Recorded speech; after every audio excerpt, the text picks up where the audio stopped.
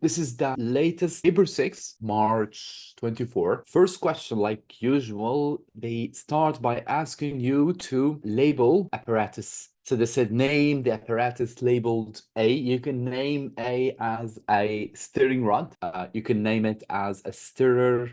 A glass rod is acceptable. So just why the mixture is stirred. Look what they're doing first. They are mixing calcium chloride with sodium carbonate. They're using excess calcium chloride in this case. So one more time, we're trying to make what? We're trying to make, by mixing the calcium chloride and the sodium carbonate, we're trying to make that precipitate of calcium carbonate. That's the precipitation reaction. You form that cloudy white precipitate of calcium carbonate. Okay? They're asking you simply like, why do you have to mix these reactants with one another? Mixing is always good, right? Mixing would speed up the reaction. Mixing would allow more frequent collisions between the particles. So that would save time, and that would allow the ions to collide with one another. Next, they wanted me to draw filtration. They wanted me to show them how am I supposed to remove the residue. So here we go. That's my filter funnel. That's my filter paper. Draw it properly. So filter paper and a beaker here at the bottom. So here I will have the residue. So here is going to be residue. And there, the bottom, what am I going to have? I'm going to have the filtrate. Okay. I'm going to label the apparatus too. So I'm going to have like a filter funnel here and a filter paper. Next page, still the same question. They said the solid calcium carbonate obtained by filtration is not pure. Why is it not pure? What could it contain? Now, here you have to be careful with the first line I highlighted here. Look, calcium chloride is in excess. Meaning what? Meaning by the end of the reaction, I would still have some calcium chloride. So inside my precipitate, stuck to my precipitate, I would still have calcium chloride still attached to it. I would also have the other product, but I would never have any of this sodium carbonate. You may ask me like why sodium carbonate is not going to be one of the impurities, because you're using excess calcium chloride, meaning that you're going to consume all of your sodium carbonate. So one more time, the possible impurities that you have here are what? So you may have sodium chloride, you may have calcium chloride, or and nothing else, I should say. How do you remove them? You can easily remove them, right? How? Because they're aqueous, right? Since they're aqueous, you can always rinse them in water. Describe a test for calcium carbonate. So again, I want to test for the presence that calcium chloride used in the excess gives student obtain calcium chloride in excess. So first test I have here, I could take acid, and with the acid, what would you expect to have? You would expect to have effervescence, right? Or I can specifically test the calcium ion. Do you know I can have this list given to me, the last page of the paper 6, and I could do this test. I can add sodium hydroxide, forming white precipitate, which is insoluble in excess. So that's another possible test. Okay. Next part is about titration. They said a student investigated reaction between sodium carbonate and two solutions.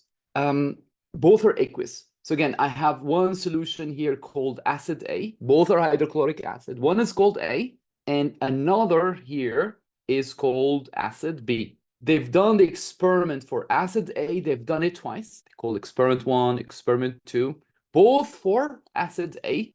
And then they did experiment 3 for acid B. So what do we have? The setup is going to look something like this. Here I have my acid in the burette. So that's acid. It could be A, it could be B. And here I have my sodium carbonate, the alkali.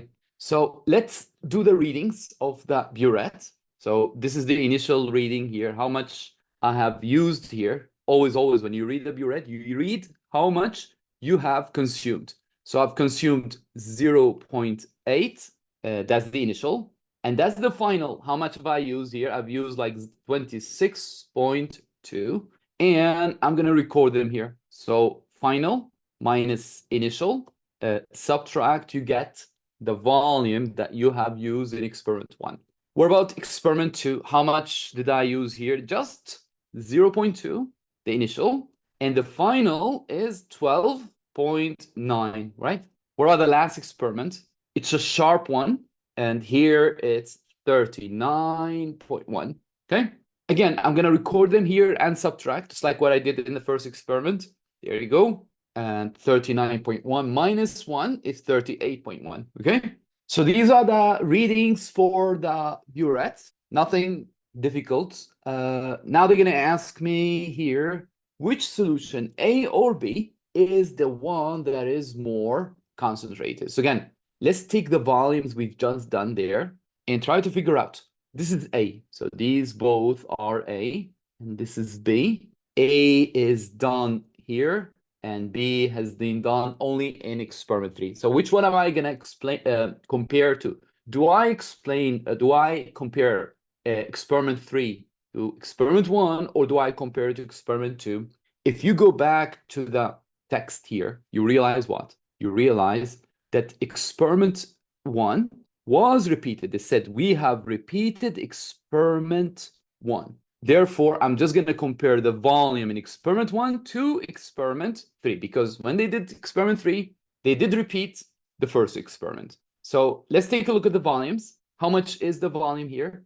38.1, and here's 25.4. So let's see how many times is this number greater than this one. I'm going to do it like this, 38.1 divided by 25.4. You realize that the 1.5 times greater. So I'm just going to record here in my answer, right? The more concentrated was experiment 1A. The reason why is experiment A is like the solution A is stronger is because I used little. Only small volume was used in experiment 1 in comparison to experiment 3. And actually, it was 1.5 times stronger. I want to explain this one more time. Take a look. This is experiment B. This is A, right? In experiment A, I've used very little to do the neutralization. In experiment B, it took me more volume, 1.5 times more volume. It was required, the experiment B, to complete the neutralization. And usually the solution that requires less volume is the stronger one, is the one that is more concentrated, because only little volume of it was required to do the same effect as solution B. So I'm just going to tell them here it's 1.5 times stronger. Next, they said compare the volume of hydrochloric acid used in experiment 1 to the volume of hydrochloric acid used in experiment 2. So let's compare 1 and 2, just like what we've done in the first time. So 1 versus 2. Here's 25.4. Here's 12.7. So let's do it the same thing. 25.4 divided by 12.7. What would you realize? You realize that that's 2 times more volume. So 2 marks. Till the more volume was needed in experiment 2, and 2 times the volume. Now, here they wanted you to do small calculation, deduce the volume of acid B required to reach the end point if experiment 3 was used in the same indicator that they've used in experiment 2. So let's just show you something here. Right here, they use methyl orange. So in this experiment, we've used methyl orange. Here, we've used another indicator, dimethylene indicator. And here, we're using the same indicator as the first one, methyl orange. Okay? So they said, if you decided to repeat experiment, you do like use solution B with the same indicator as experiment 2, how much volume you would require there. So let's check again. Here, it was 2 times, right? So this volume is twice the volume needed for experiment 2. If I repeated experiment 3 and the same indicator as experiment 1, then you would expect what? Then you would expect the volume this time to be half the volume I used in experiment. One more time, take a look at the ratio. Here and here, I'm using the same indicator. In experiment 1 and 2, I'm using the same solution A. Experiment 2 required half the volume as experiment 1. So if I repeated experiment 3 and I used like the same indicator, then I'm expecting to use half the volume that I've used in the first time. Okay, some practical details about titration. They said identify a substance removed from the burette when it's rinsed with distilled water. Look, every time you are preparing your burette, you must rinse it with what? You must rinse it with the same solution you're planning to fill up your burette with. So for instance, if I am filling up my burette with hydrochloric acid, I must rinse it with hydrochloric acid. So they said here, identify the substance removed from the burette when it's rinsed with distilled water at experiment 3. What did my burette contain? That would be solution A, right? So I decided to rinse it first with water, and then I rinse it with the same solution that I'm planning to fill it up, because originally my burette had solution, right? Describe how the result of titration if it was not rinsed with acid. So again, you decided only to rinse it with water. You did not rinse it the right way. You did not rinse it with the same solution you're planning to fill it up with. What is going to happen? Look, your burette will still have drops of water. This guy did not rinse his burette the right way. It has some water in it. What is going to happen to the concentration of the acid in this case? The acid will be weaker. The acid will be diluted. The concentration of the acid is going to be less, right? So I'm going to tell them here, some water remain. The acid is going to be less concentrated. So to make up for the weakness of the acid, I'm going to have to pour more and more of this acid. Now, for the conical flask, the flask you have underneath, you only rinse it with water. You don't rinse it with the acid or the alkali, whatever you plan to fill it up with.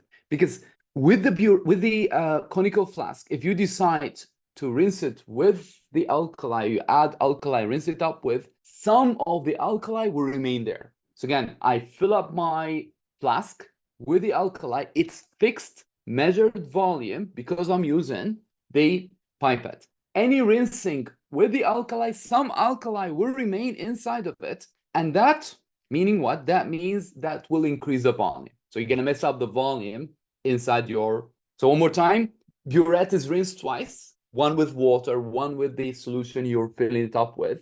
But the flask, you would only rinse it with water.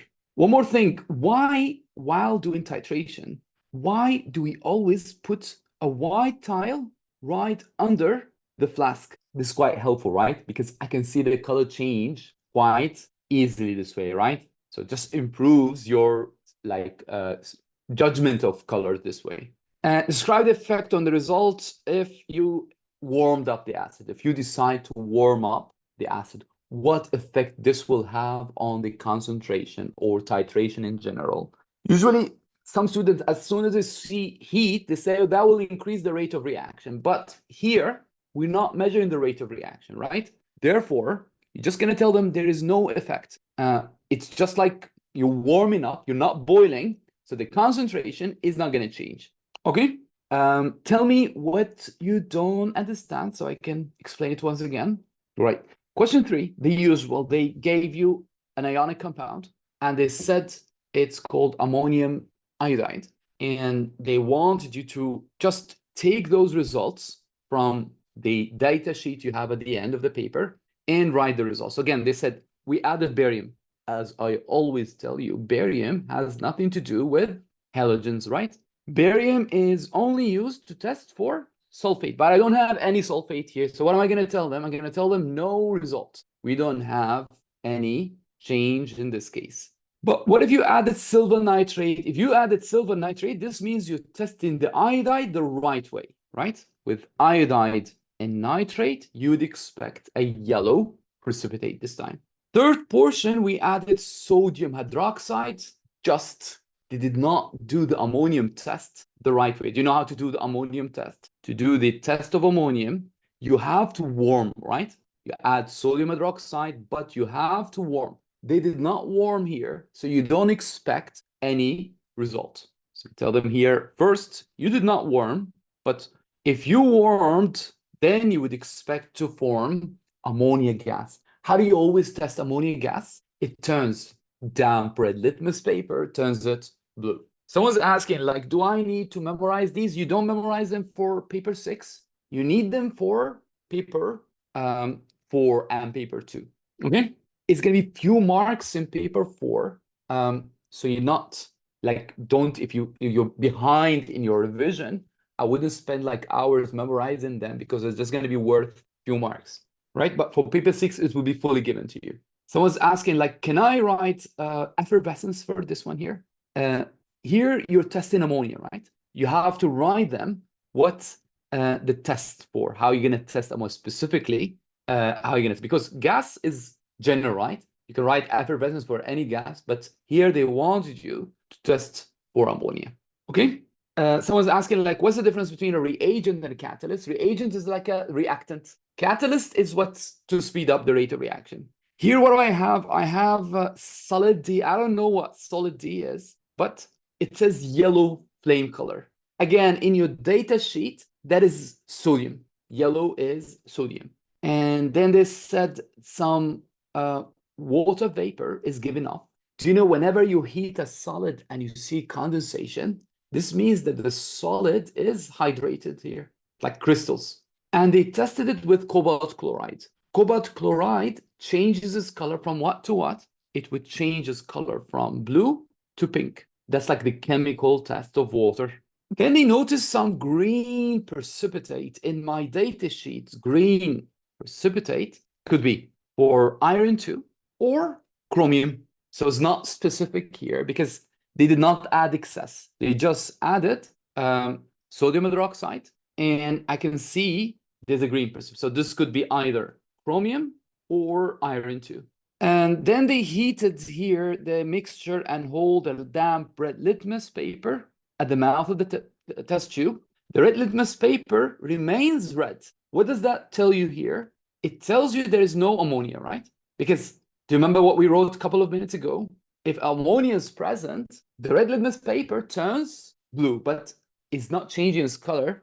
This means there is no ammonia in this case. Finally, for 5, they added third portion of D, and there were bubbles that turns lime water milky. The only ion that basically turns lime water milky upon the addition of acid is going to be carbonate. So again, take a look at the carbonate test. You add acid to it, turns lime water milky. So that is the test of carbon dioxide.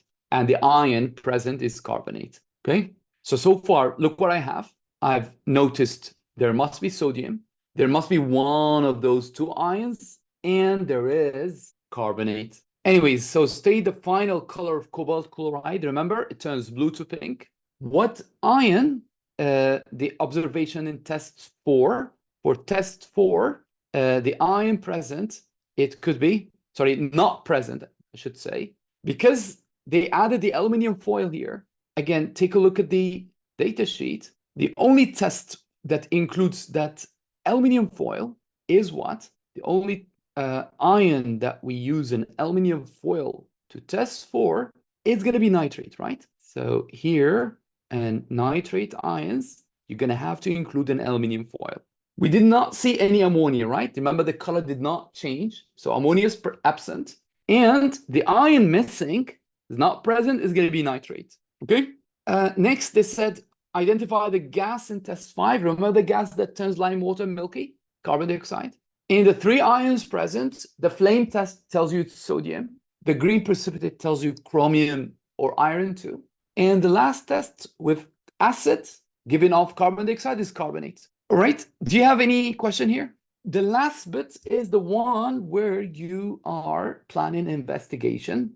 They said you got sulfuric acid added to zinc. You have the equation. you're giving off hydrogen. Plan investigation to show that copper is a catalyst. So I want to prove that copper is a catalyst. Look, catalysts have to have two properties, right? Any catalyst must be speed up reactions. And what's the second property? It must remain unchanged, right? So somehow I need to do this experiment twice, one with copper, one without copper, and I compare the rate of reaction. So again, I have acid, hydrochloric, I have zinc powder. I'm going to react those with one another, right? So again, that's my hydrochloric acid here. I have zinc powder. I'm going to use my pipette here. I'm going to use the pipette to measure fixed volume of acid. And I'm going to use my balance to measure fixed mass of zinc. Why am I measuring fixed mass of volume? Because I'm going to do this experiment twice. It has to be fair experiment. It has to be done in the same exact way. For that reason, I'm going to measure fixed mass of the zinc. I'm going to measure fixed volume of the acid. And I'm going to do my experiment first time. So first time I'll do my experiment is going to be like this. I'll measure the volume, the gas mate, the hydrogen gas mate, over units of time. Okay? So that's my first trial. Again, here's my, what am I going to write first? So again, measure 25 cm cubed of sulfuric acid or any other fixed volume. You just have to show them how you're going to measure, and you have to show them that you're measuring fixed amount. I'll do the same for zinc, okay? And I'm going to measure the volume of hydrogen produced per unit time. Did you guys notice that I'm always including my equipment, right? Most of the times, including the equipment, the tool you're using is worth a mark. Next, what am I going to do? Next, I'm going to grab the copper powder that they gave me. And once again, I'll measure its mass, right? And I'm going to add it to that test tube. So I'm going to add that copper powder into my test tube. That's my catalyst. And I'm going to repeat the same experiment. This time, I'm expecting what? This time, I'm expecting to speed up the reaction. The reactions must be faster. So I'm expecting more volume in less time. But again, to be a catalyst is not only about speeding up reaction, it's also should remain unchanged. So what am I going to do next? I'm going to grab that copper after I'm done, and I'm going to first rinse it. So I'm going to grab some distilled water, and I'm going to rinse that acid, okay? And then I'm going to filter it, all right? So more time, I'll take that catalyst. I'm going to rinse it with distilled water just to remove any acid left over on it or any zinc stuck to it. And then I'm going to filter it and wait. Being a catalyst means what? Being a catalyst means it should remain unchanged, okay? So I'm going to write that second paragraph here. Repeat the experiment with fixed mass of copper. Filter, rinse, dry the catalyst, okay? Here, fixed. It should remain unchanged. And the rate of reaction should be faster, so more volume in less time.